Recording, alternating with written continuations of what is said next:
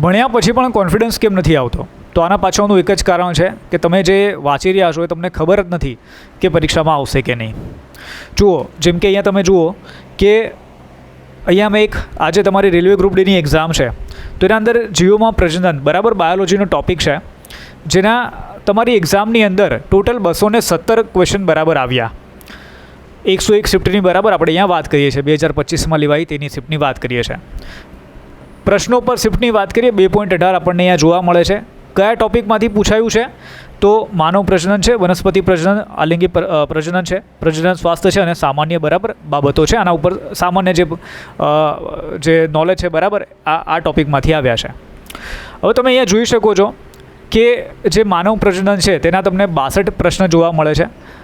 અલિંગ પ્રજનનના 53 પ્રશ્નો, વનસ્પતિ પ્રજનન છે 52 પ્રશ્નો, પ્રજનન સ્વાસ્થ્ય છે એના 28 પ્રશ્નો અને બીજા જે બધા બરાબર ક્વેશ્ચન છે તો તેના 24 પ્રશ્નો જોવા મળ્યા છે. હવે આના અંદર તમને ખબર હોવી જોઈએ કે ભાઈ આ જે 3 ટૉપિક છે ખૂબ જ મહત્ત્વના છે કે ભાઈ માનવ પ્રજનન તંત્ર છે, અલિંગ પ્રજનન છે અને વનસ્પતિ પ્રજનન, કારણ કે એના અંદરથી તમને વેટેજ છે બરાબર સરખું થોડું જોવા મળે છે. એટલે જો તમે આ 3 ટૉપિક પહેલાં બરાબર આના અંદરથી કરી લો, આ ટૉપિકમાંથી પણ સૌથી પહેલાં તમે આ 3 ટૉપિકને ટાર્ગેટ કરશો તો ભાઈ તમારું 76% બરાબર છે આ ટૉપિક છે ક્લિયર થઈ ગયો છે બરાબર. 76% તમારો ટૉપિક ક્લિયર થઈ ગયો છે. ત્યાર પછી તમે અહીંયા જુઓ કે જે માનવ પ્રજનન તંત્ર છે એના અંદર 62 પ્રશ્ન પૂછાયા. કયા ટૉપિક છે ભાઈ? તો નર અને માદા પ્રજનન તંત્ર છે, માસિક ધર્મ છે, ગર્ભ વિકાસ છે, જરાયુ છે બરાબર, મનુષ્યમાં ફલનની પ્રક્રિયા છે, તરુણ અવસ્થા છે.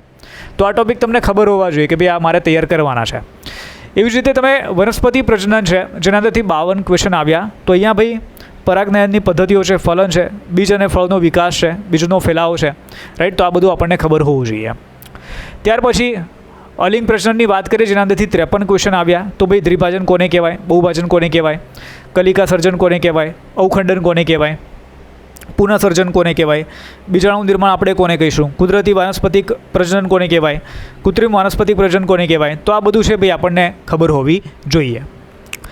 ત્યારબાદ પ્રજનન સ્વાસ્થ્ય છે જેના અંદરથી 28 પ્રશ્નો આવ્યા. તો અહીંયા ભાઈ કુટુંબ નિયોજન છે, જન્મ નિયંત્રણની પદ્ધતિઓ છે, જાતીય રોગોનું નિવારણ છે, રાઈટ. તો આ ટૉપિક તમારે કરવાના રહેશે. એવી જ રીતે સામાન્ય જે બરાબર છે આમાંથી જે પૂછાય છે કે ભાઈ સામાન્ય ખ્યાલો મતલબ કયા જે ક્વેશ્ચન છે બરાબર એની અંદર પૂછાઈ શકે છે, કયા ટૉપિક આવે છે. તો ડીએનએની નકલ થઈ ગઈ, પછી જૈનિક વિવિધતા થઈ ગઈ, લિંગ નિશ્ચયન થઈ ગયું અને લિંગ વિરુદ્ધ અલિંગી પ્રજનનની તુલના થઈ ગઈ બરાબર છે. તો આ વસ્તુ છે.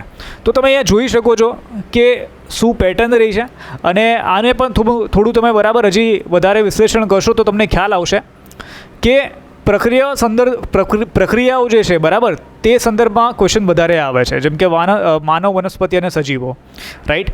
તો જે પ્રક્રિયાઓના સંદર્ભમાં જે ક્વેશ્ચન છે વધારે આવે છે. અંગોની રચના છે તેના અંદર માનવનો જે ટૉપિક છે અને વનસ્પતિનો જે ટૉપિક છે એમાંથી આવે છે. સ્વસ્થ અને રોગોની વાત કરીએ તો એના અંદરથી માનવ સંબંધિત જે ક્વેશ્ચન છે આવે છે અને જનની વિજ્ઞાન છે તો તેની અંદર પણ બરાબર માનવ જે છે બરાબર તેમાંથી વધારે ક્વેશ્ચન આવે છે. માનવ મતલબ જે ટૉપિક છે એમાંથી વધારે ક્વેશ્ચન આવે છે. તો આ વસ્તુ છે જે તમને ખ્યાલ હોવી જોઈએ. સૌથી પહેલાં તો જે મેં તમને આગળ વાત કરી કે જે પ્રથમ 3 ટૉપિક છે એને તમે ટાર્ગેટ કરો તો આરામથી તમારા જે 76% છે, 76% બરાબર આ ટૉપિકની અંદર કવર થઈ જશે. હાઈએસ્ટ ક્વેશ્ચન 167 આપણને આમાંથી જોવા મળે છે. તો આ વસ્તુ છે. તો જો એનાલિસિસ સાથે કરશો આ રીતે તો તમને ખબર પડશે કે ભાઈ શું તમારે કરવાનું છે, શું તમારે નથી કરવાનું.